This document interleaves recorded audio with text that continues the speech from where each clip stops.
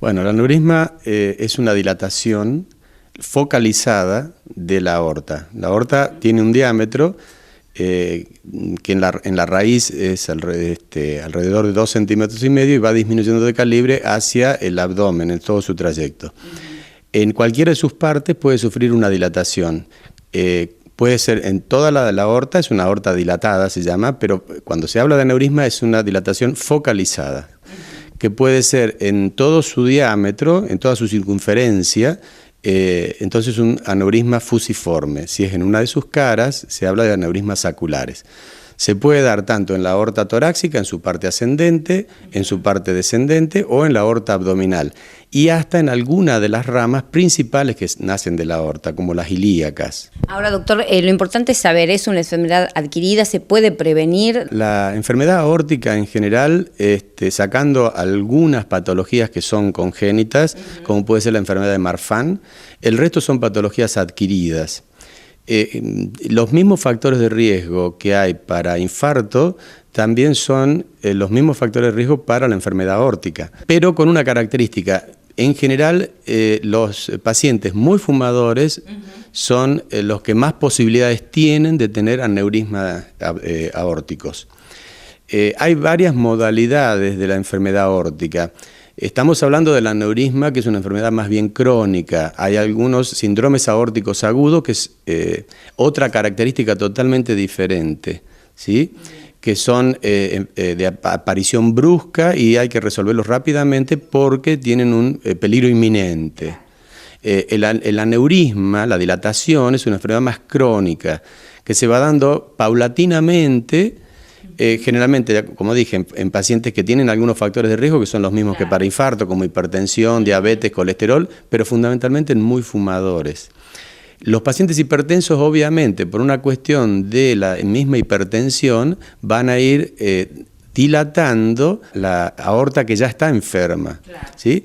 El tema es que cuando llega a cierto diámetro comienza a ser peligroso y ahí sí es el momento de intervenir. Teniendo en cuenta que usted decía es en forma paulatina que se va dando, ¿qué es lo que siente el paciente o cómo se va manifestando hasta llegar justamente a este punto? En la enfermedad crónica, en el aneurisma crónico, al comienzo no siente absolutamente nada. Estamos hablando al comienzo de una dilatación de medio centímetro o 1 centímetro por encima del valor normal, que no le va a ocasionar ninguna molestia. Ahora, al llegar a cierta dilatación, por ejemplo 5 centímetros, sí puede sentir desde dolor o la sensación de volumen dentro del abdomen, que puede sentir sensación de peso, puede tener algún trastorno digestivo. Y una vez que llegamos a ese punto, ¿cuál es el tratamiento que puede realizar el paciente y cuáles son los avances en este sentido? Bueno, cuando llega a cierto diámetro la aorta, que normalmente arbitrariamente se tomó como 5 centímetros, en algunos trabajos hablan de 4,5, en realidad son observaciones que cuando fueron siguiendo los pacientes vieron que a partir de cierto diámetro tienen mayor riesgo de ruptura, porque el problema con los aneurismas es que se rompen y eso se convierte ahí en una cuestión aguda, ya no crónica, sino hay que intervenir rápidamente porque el paciente se muere desangrado. Pero también la cifra, digo, es arbitraria porque hay cifras que están tomadas de otras culturas, donde el peso, la talla de los pacientes son mucho más grandes que la gente de nuestro país. Entonces, en algunos casos, el diámetro tiene que estar relacionado con la superficie corporal. Entonces, por ahí no llega al diámetro de 4,5, pero sí puede llegar a ser intervenible, ¿sí? Las intervenciones básicamente son dos.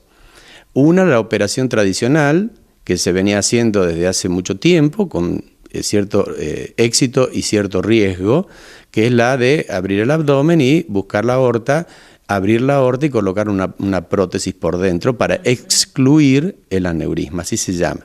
Pero lo nuevo y novedoso es la intervención mínimamente invasiva. Toda la medicina está yendo hacia lo mínimamente invasivo y en la parte cardiovascular no escapa la regla.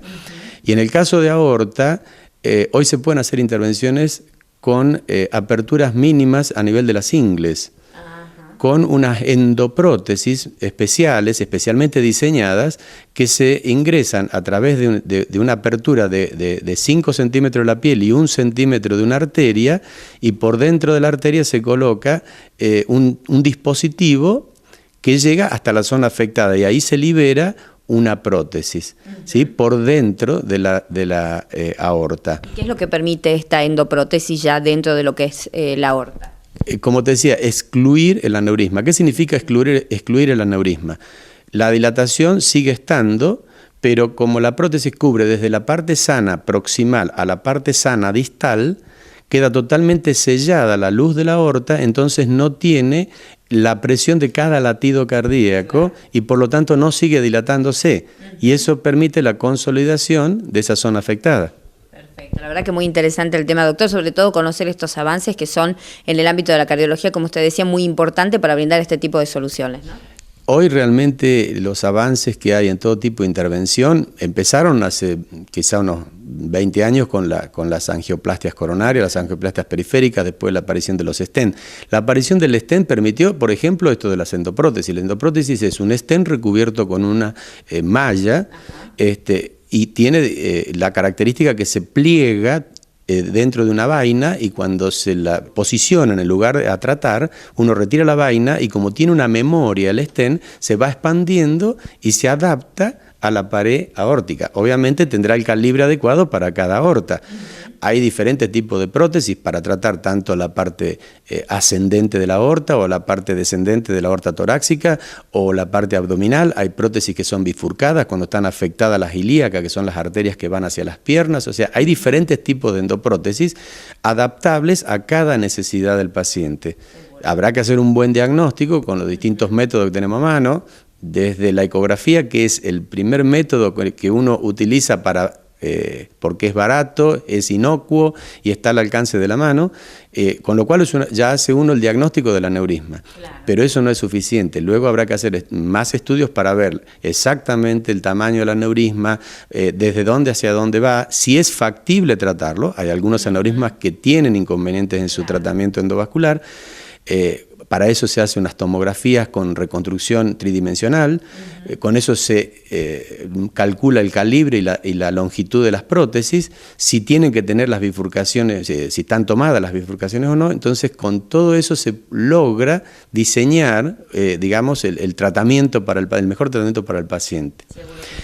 Este tratamiento lo bueno que tiene es, requiere anestesia, sí, pero no una anestesia como se requeriría una intervención de apertura tradicional. Segundo, tiene una evolución bastante rápida. El paciente queda internado 24 o 48 horas y se va a la casa caminando, claro. Mientras que en las otras intervenciones requería sondajes, a veces drenajes, transfusiones, o sea, una cirugía mayor. ¿Y cuál es el cuidado que debe tener el paciente a partir de ya dado de alta con la endoprótesis? Fundamentalmente cuidar sus factores de riesgo. Para que no vuelva a suceder. Que no vuelva a tener problemas en otro sector, porque obviamente ya es una arteria que está enferma, tratamos un sector, el resto hay que cuidarlo, como en toda la enfermedad cardiovascular. Uno trata un sector, ¿sí? Que a veces es un sector muy chiquito de todo el árbol arterial. Claro. El resto es prevención, es tratarse, es cuidar su colesterol, dejar de fumar, ¿sí? Cuidar su peso, su diabetes si es diabético. ¿Está claro? Y luego sí controles, al principio bastante seguidos para ver cómo quedó la endoprótesis. Puede haber algún tipo de inconveniente que habrá que analizarlo en el seguimiento y luego un control anual.